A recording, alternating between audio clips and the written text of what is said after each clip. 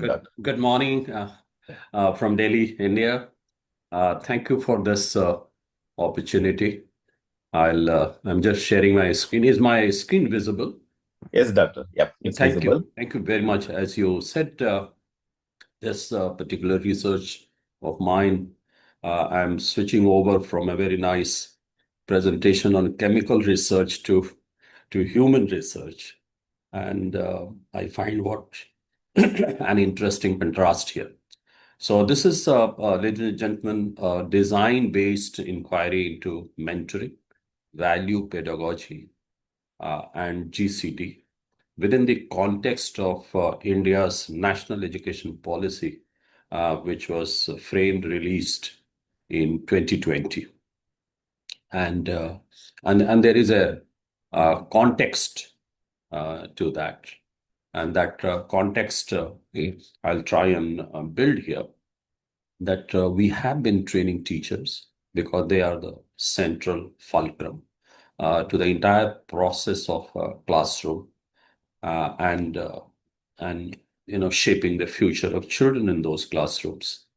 But have we really transformed the teachers from within? Or it is a transactional, it is a compliance. I mean, these are the questions which have been bothering me because I've been in education for a very, very long time. And therefore, one theme that comes across very frequently is that most of the mentoring and sessions on teachers, they begin by seeking or ensuring that how teachers can enter the classrooms with a very nice lesson plans. But the real question is that the mentoring is a process that ends by seeking meaning making, that makes teachers ask some fundamental questions, that makes them think, reflect, and that makes them equipped to do what exactly a teacher in a classroom is mandated for. So the context, as I said, is NEP 20, which has placed teachers at the center of the transformation. And now in practice, the focus so far has been very, very procedural, mechanical. Professional development has always focused on developing skills of, let's say, how to deliver, how to make a good plan, how to make a good assessment, how to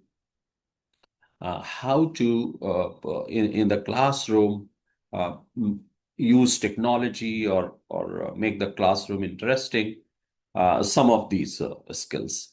But one thing that has remained unexplored or has got very little attention is, does this mentoring or any of these interventions in the pre-service or in-service training of teachers and their mentoring, does it cause any inner transformation? That is the whole idea. And that also is an indication of where the gap lies. And I'm assuming, which gets proven as I go along, that the gap is not in the policy. The gap is perhaps in the practice. The policy very clearly says that teacher is placed at the center of transformation. So this is one insight from the practices so far. And therefore, the articulation of the core problem, in my opinion, is training does not automatically lead to transformation. And we have seen in our practices of teacher training, both in the pre-service and in the in-service, more so in the in-service. Compliance is there, but there is very little room for reflection. We do have strategies in place of mandatory workshop, mandatory professional development of teachers, mandatory career progressions, and to make everything so visible that organizations and the policymakers, both the government and the private sector, they appear to invest in this core problem of professional development of teachers and their mentoring.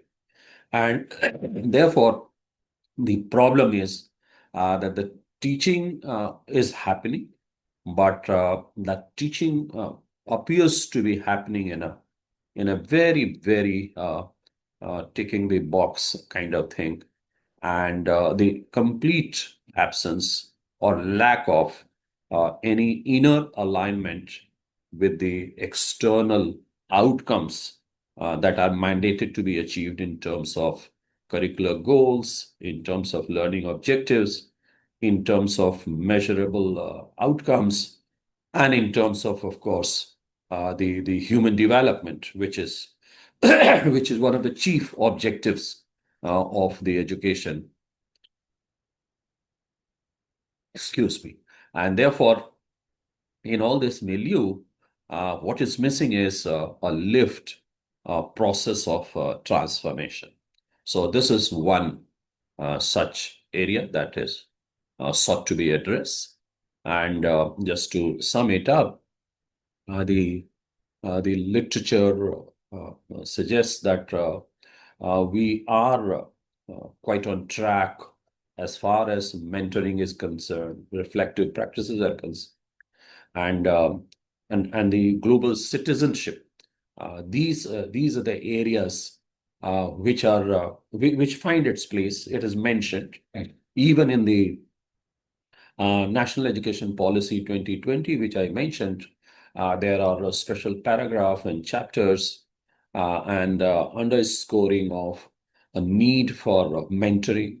In fact, post that, there is a national mentoring mission in India.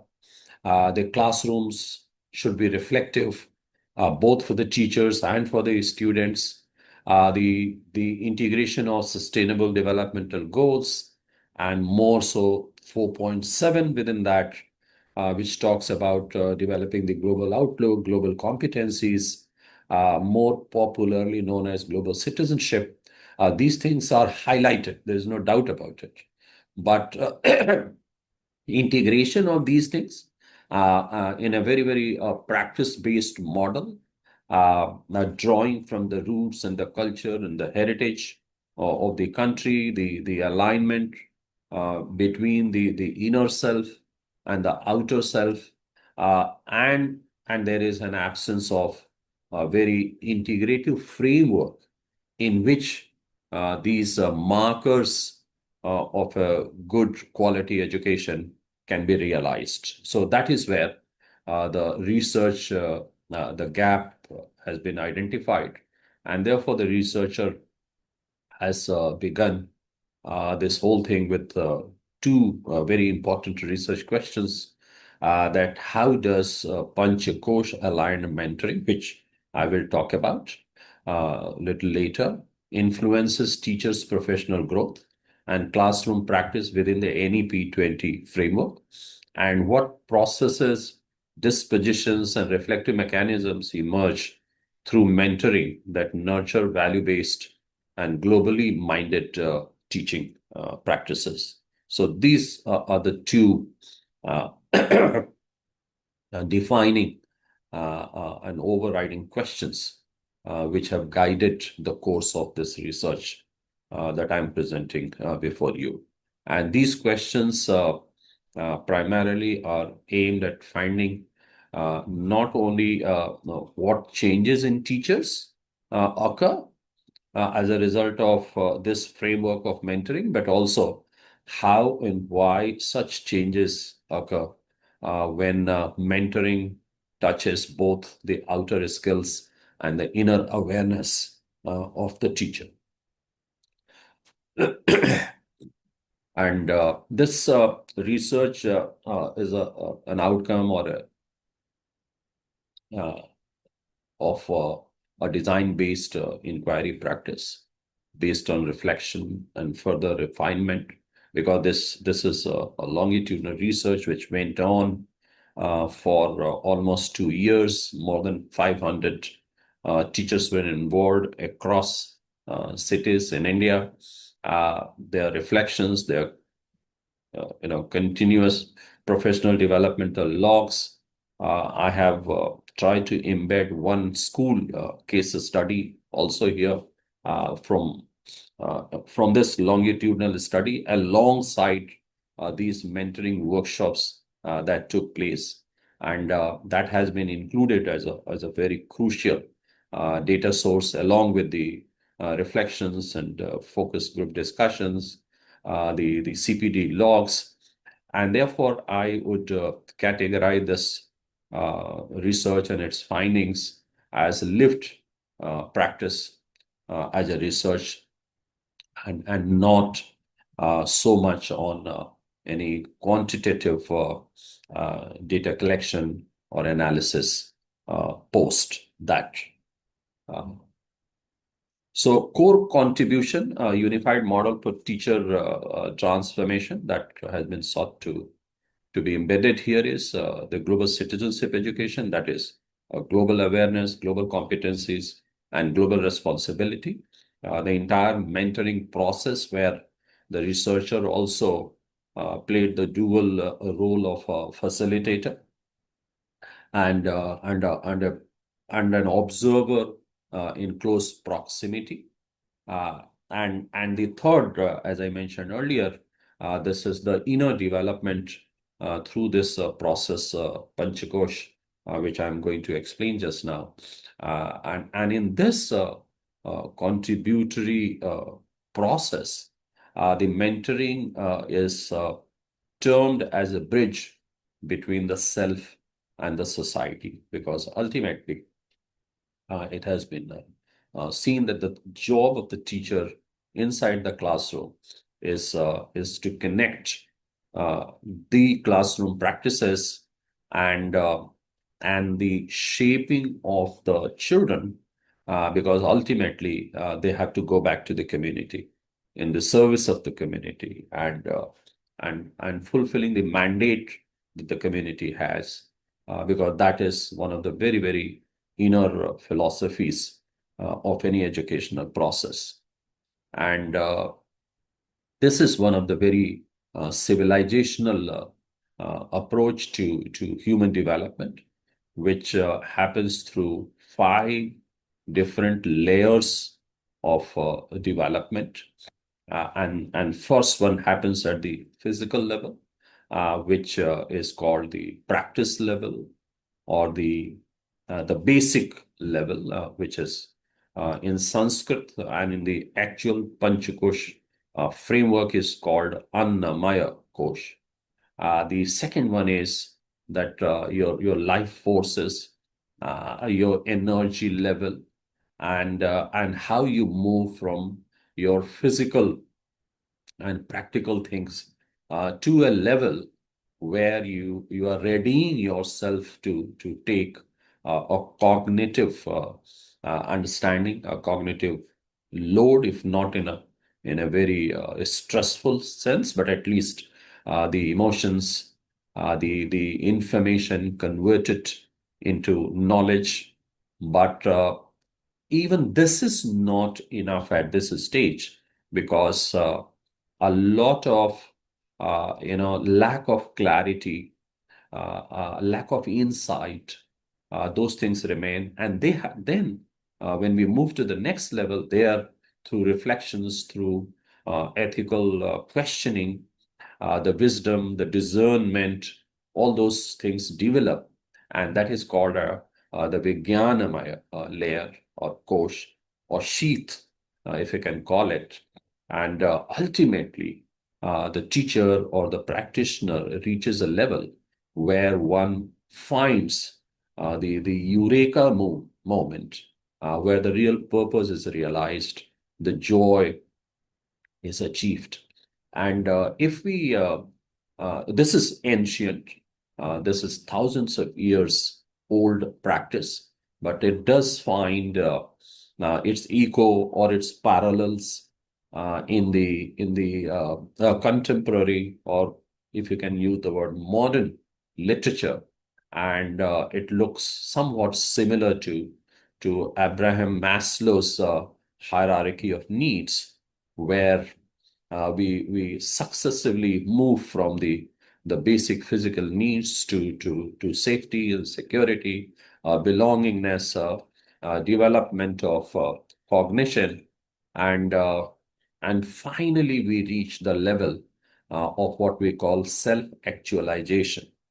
And that is self-actualization level. On top is the joy and purpose of life, and that is called Anandamaya Kosh. Anand, uh, translated into English, is joy and bliss and happiness after the fulfillment of the purpose that one is aiming at to achieve. So this is the framework in which this mentoring process is embedded, or we can say that this is a platform on which the whole interactive mentoring training, CPD processes and reflections are dovetailed, because that the builds the bridge for the alignment between the inner self and the outer self.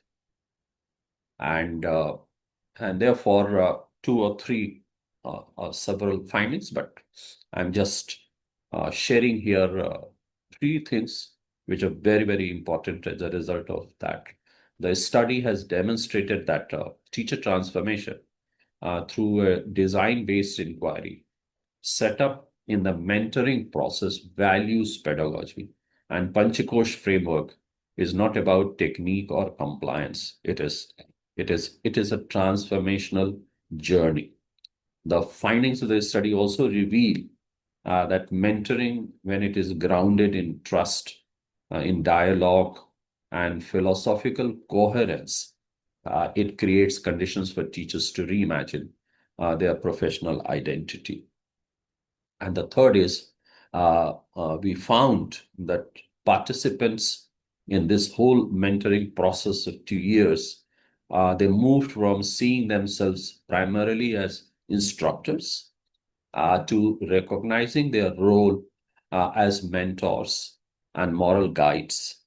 Emotional alignment emerged as a prerequisite for learning, ethical introspection as a marker of professional maturity, and joy as a legitimate indicator of growth. That is the last sheath, the Anandamaya Kosh. So these are the summarized findings, but the key to the whole process is that the shifts that we observed during this whole exercise, and those shifts are three or four, namely, as I go along, teachers shift in his or her own identity. So from your role from a content delivery to guidance and mentoring, that is the role. It is not the transaction of the lesson plan, but to see the lesson plan as a vehicle of mentoring. And there is a need to shift from teacher to mentor. That was the first shift that was observed.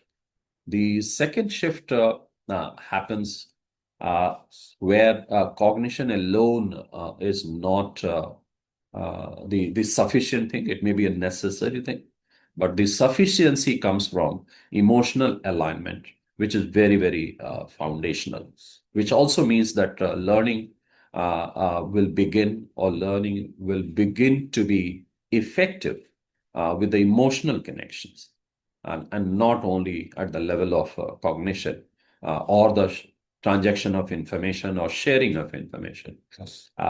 Students won't understand the concept until they relate with them emotionally.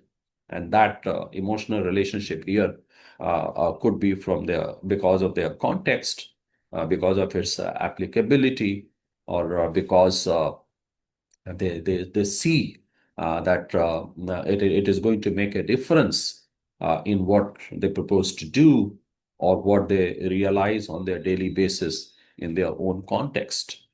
The third shift is the teacher's own question. I mean, are teachers conscious enough, or they, because of the positive paucity of time, the stress of completing something in a given time. Very famously, we call it here syllabus coverage or syllabus completion. And therefore, somewhere alongside that role as a mentor and the ability to connect emotionally with the students also results in these two very profound questions, reflective questions, where a teacher is able to sit down and pause and ask, why am I teaching this? What is the purpose of this? And what impact am I going to create through my teaching? I mean, these are two very, very profound questions which teachers begin to ask when they are given this experience of mentoring processes that this study reveals. And the next shift, which is also equally very important, is that the teachers sometimes they begin to internalize that they have 101 responsibilities moving from one place to another, inside the classroom and outside the classroom. Most of the time, their workload, if we do an analysis here, the actual classroom teaching and student advising and counseling and problem solving, but this forms 30 to 40 or 50% of the teacher's work, but the remaining goes into administration. So that sometimes gives the feeling that the teachers are more in a performative role, and they begin to miss out that what is the meaning that they are going to make through their teaching and learning processes. When do they have time to really invest in being with the children, with the learner, and do they get satisfaction out of it? Do they get contentment? And do they get fulfillment? Or they are getting stressed, they are getting burnt out, they are thinking of leaving the profession altogether. I mean, all those questions they have the opportunity to reflect on when they make this shift, what we call from performance to meaning making. There is a feeling of contentment, and the unexpected outcomes of this could result in joy and peace and fulfillment as the fifth sheath of that whole process. The another shift, while explaining the multiple role that teachers are playing, we have observed that unwittingly, I would call it, we focus on the skills that no, I must do it in this format. I must appear to be skillful in using technology, and skillful in administering test, skillful in reporting the child's progress and things like that. But that indicates that the values such as empathy and cooperation and responsibility and respect, uh, and the global outlook, preparing the children for the multicultural societal preparation, preparing the children for interdisciplinarity, seeing disciplines not in isolation but in synthesis, and and a very intentional role of the teacher to connect her domain of expertise as part of the overall knowledge system, where children can see a particular discipline as part of the larger problem solving, larger issues, mostly the global issues. Those things are very, very important. And that is where comes the role of global citizenship that has to begin in the classroom.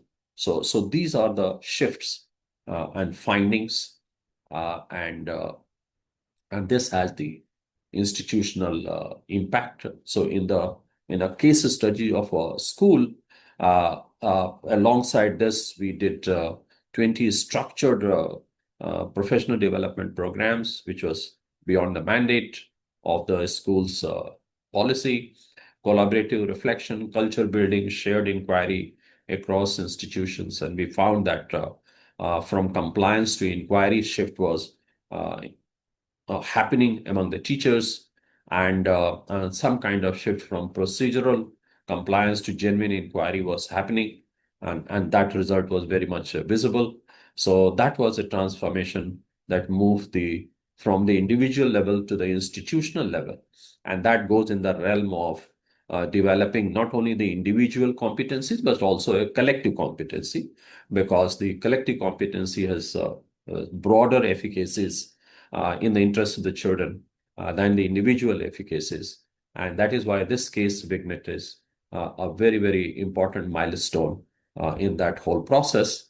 The big idea, therefore, that we draw from this is the identity shift, the inner awakening, and value in alignment. And the study has captured the lived experience and shift in identity.